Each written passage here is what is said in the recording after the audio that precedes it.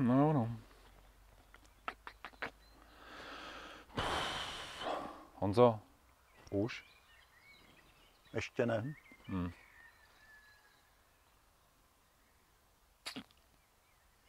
Už? Ještě ne. Ach jo. Honzo, už? Už? No konečně! Už jsou tady. Přátelé, scénku máme za sebou. Vítejte u dalšího dílu bramborového seriálu. Jelikož jsme se nadřeli, ne, to není pravda, dře tady jenom Leoš, čímž bych mu chtěl hned na začátek poděkovat a dodat mu zásluhy. My jsme se nenadřeli a dneska budeme sedět. Honzo, co znamenalo to už? To už znamenalo, že konečně nám brambory vzešly. Většinou to trvá 14 dní, 3 neděle podle počasí, podle vlhkosti půdy. Nám už brambory začínají scházet, takže je nejvyšší čas přistoupit k tomu, abychom provedli první proorávku. Proorávka, co to znamená, proč se to dělá, jak se to dělá? Tak je to z několika důvodů. Především, abychom pozemek v tuto dobu odplevelovali. My sice ho tady zaplevelený nemáme, nicméně odplevelení se provádí tak, že projedeme brázdy rotační plečkou.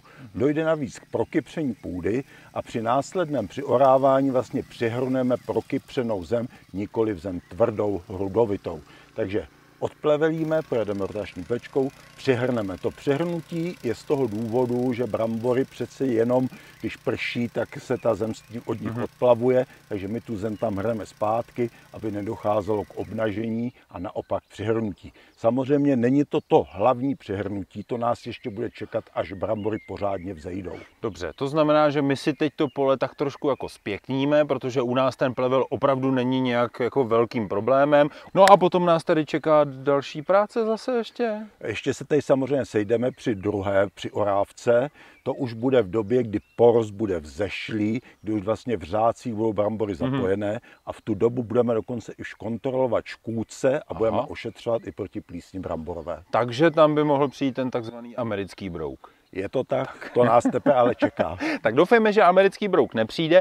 Co ale dnes ještě přijde, je to, co jsme vám slibovali. Tady na tom poli pěstujeme brambory, to je takový základ a vlastně zúrodňujeme tady zem, ale je čas taky na další zeleninu. Na to tady, a to se Honza nebude zlobit, ale máme Lídu. Takže Lído, a Lída je tady. Ahoj Lído. Ahoj. Tak, Lído, my máme za sebou s Honzou veškeré řešení kolem toho našeho prvotního pole, takzvané pole prvníčka. Ale tady vedle nás je pole, které už je trošku starší, co? To je pole 30, protože skutečně už 30 let mě slouží, nebo spíš já jemu asi. No, Lído, na tomhle poli už se ale dá pěstovat víc věcí než jenom brambory, ne? Co třeba?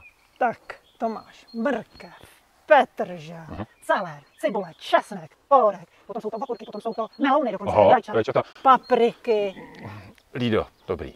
Prostě se tady dá pěstovat vlastně cokoliv. Na tom poli prvníčce jsme zasadili brambory, aby nám ty brambory zúrodnily to pole. Tady už toho bude trochu víc a už tady přece jenom i něco zasázeno je. Tak já vám dneska ukážu, jak já sázím rajčata a jakou metodu mám při výsadbě okurek. Počkej, to zní jako, že to je něco trošku výjimečného.